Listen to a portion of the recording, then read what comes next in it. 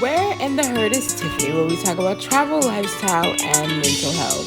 Follow us on Instagram at Sweet Tiffies, Twitter at Sweet Tiffies, Facebook Sweet Tiffies Inspirations, and Tiffany-travel.com. Don't forget to hit the subscribe button. Hello everyone, and welcome back to Where in the Herd is Tiffany. On today's channel, we are talking about foreign currency. Make it rain, make it rain. Make it rain, make it rain, make it rain. Make it rain, make it rain. Make it rain. Oh. Okay, so on today's channel, that's what we're talking about. So stay tuned on ways for you to get your foreign currency when you are traveling out of the country. Stay tuned. Our number one place that you can exchange money is at your local bank. So if you have Chase, Bank of America, Wells Fargo, Accrediting, wherever you bank at, you can literally go into your bank and ask for the amount of money that you need, okay? I would advise that you go at least 2 weeks or at least a week before to ensure that you actually get your money on time, okay? And I have personally done this and it worked out very well, okay? The second option for the bank is if you were to order it online. So let's say you don't feel like going in, you don't have time, literally just go online through the website, or I'm pretty sure through your bank app, and you can order it online and they can have it sent to the house if that's what you prefer. I personally just rather go get it in the bank, but that is an option if you want to do it that way. Okay, so check out your local bank.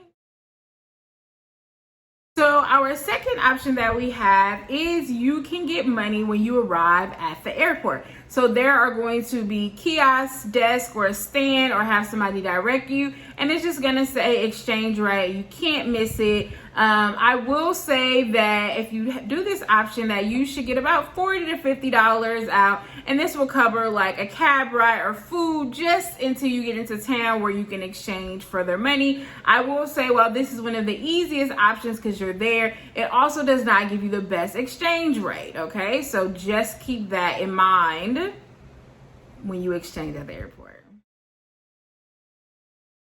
The third option is actually just an ATM in the center of town or wherever they have an ATM machine at. And it is going to, if you put your card in, it's going to give you back the currency of that particular country. It has the up-to-date exchange rate. So I think it's actually a very good option to do this from the ATM. I have done this plenty of times and will continue to do so. Now, I will say there are some cons, okay? And one of those cons could be that depending on what card you're using, your debit card or your credit card, some people have fees that are associated with using the ATM machine. So before you go, I would just check to see what that rate is before you use the ATM machine. The other thing, this has not happened to me, but I have heard of it happening to people. Sometimes I've heard the ATM has taken people's card, okay? So this is another reason to make sure that you bring more than one card, okay? The other thing, that this is a personal story that's happened to me. I was in Morocco and I think I spent all my money in another city. So I was like, oh, okay, I can just get money when I land at the airport. I didn't get money at the airport, but I told the cab to take me to the ATM machine. We go to the ATM machine, and I kid you not, y'all, my card was not working, and I had zero. I didn't even have dollars or anything, because that could be an option if you just don't have their currency. So I'm like, so then at this point, there's like a crowd that like kind of comes around me. They're all talking in their language. The cab driver gets out. He's like, he's upset, like, because he's like, I need my money. And I was like, oh my God, I was so embarrassed. I didn't cry, but I probably almost wanted to. At this point, I really didn't know what to do. So I finally just asked the cab driver, hey, can you please just take me to the Airbnb? I promise I will get this money to you. And that's how we figured it out. So I was able to get money later on, but after I tried 2 more ATMs to get the correct amount. So just be careful, y'all. Just a warning. The fourth option is to just bring regular cash. So if you bring, your dollars, you can exchange it. So there are several ways that you can do this. So you can go to Again, they have like buildings where it says exchange rate, done it in Mexico, done it in Colombia, done it different ways. I will say that you will need your passport because they actually are recording things when you do it at those type of exchange rate places.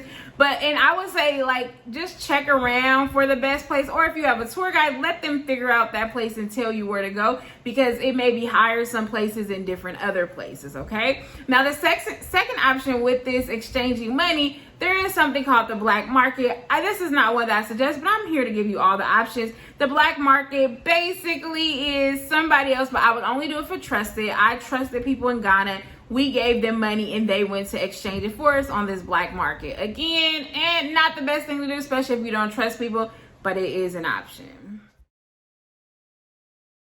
So number 5 option is using a traveler's check. I have not done this in years, but I know that it can still be done. When I first went to Ghana, because I was afraid, like, what if I lose money or different things like that, I did bring a traveler's check. So you will go into the bank, get the traveler's check, and then when you get to wherever country you're going to, you go to their local bank and see if they can cash the traveler's check for you. Now, again, this was almost over 10 years ago when I did this in Ghana, but it worked and it was fine. And it also, like, if anything happens to that traveler's check, it's kind of like an insurance based on it. Like, if you lose it or something like that, you'll still have that money, versus if you had cash and you lose it, then you don't have any type of insurance. So check to see if the country you're going to takes traveler's check before you try this idea.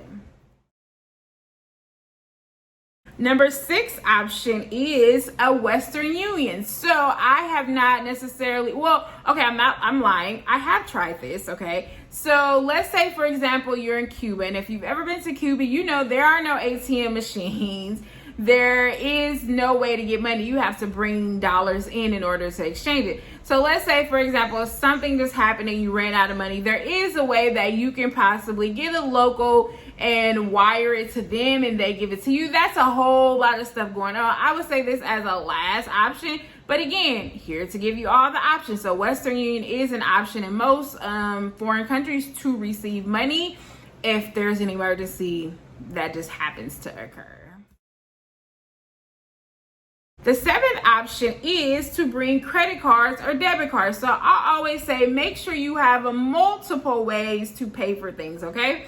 So you can use a credit card. So I would travel with my Chase Sapphire card, or I would just travel with the regular debit card. So whether you're traveling with either one of those two, make sure that you're calling your bank and say, hey, I'm going to be out of the country, because you don't want them to flag you. I went to Colombia, did not call them on this last trip that I went to. I was trying to pay a large amount for the hotel. They did not let me use that card. It was shut down.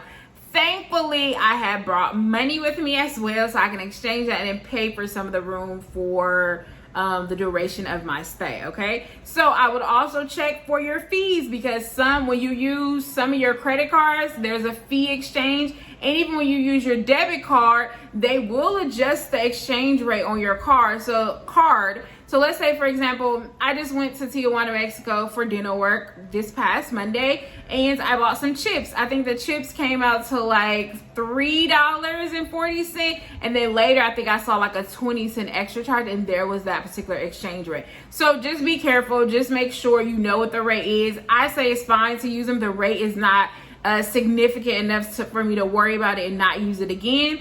But yes, definitely take that as an option, credit card or debit card.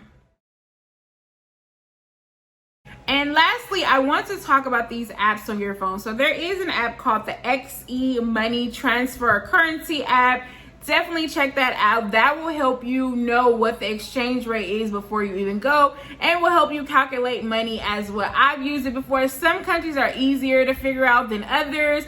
I feel like I have Colombia's currency figured out, but other countries I don't. So I feel like it's very helpful to know what the exchange rate is, and even try to like divide the amount of numbers. So I think Colombia, I would divide, I don't know, was it 3 divided by 6? Don't quote me on this. I need to look at it again, but it was very easy for me to divide in that way. Or like I said, just be simple and use the app. Okay, lastly, I will leave you with this. I hope that you have enjoyed the video and hope that you can use any of the options. Let me know which options do you prefer. I will say that I use a bunch of these options on any given trip. So I make sure that I carry cash with me. I make sure that I have a debit card. I make sure that I have a credit card. So I would honestly say take 3 to 4 payments of any type of money, because you just never know what's gonna happen. So let's say you lose your card in the ATM. Okay, I still have cash. Okay, let's say you're out partying and lose your credit card. Oh, okay, I still have the cash option. Or you lose cash but you still have the credit card option. So make sure you take multiple forms of currency, and I think you should be okay. All right, again, hope you enjoyed this video and it was informative. Peace and happy travels.